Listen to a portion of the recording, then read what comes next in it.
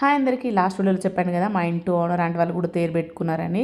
ఇంకా ముందు రోజు అయితే ఇంట్లో పెట్టారు, ఇంకా నెక్స్ట్ డే ఈవినింగ్కి బయట పెట్టారనమాట. మండపం వేసి అయితే చాలా బాగా రెడీ చేశారు అమ్మవారిని అయితే.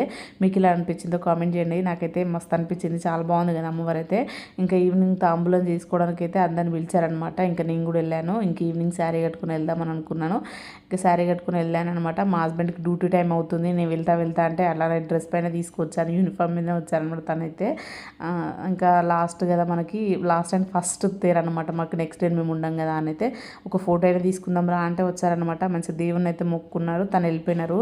ఎందుకంటే టైం అయిపోతుంది కదా, టైం ఉంటే మాత్రం కూర్చునేవారు, పూజలు ఉండేవారు. తను కూడా ఇంకా పూజ మధ్యలోనే వెళ్ళిపోయినారు. తర్వాత అయితే ఇంకా నేను మా మిజ్జు అయితే అక్కడ ప్రసాదం పెడితే తీసుకున్నాము.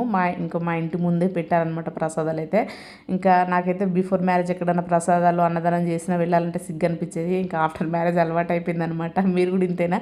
అలా అయితే కామెంట్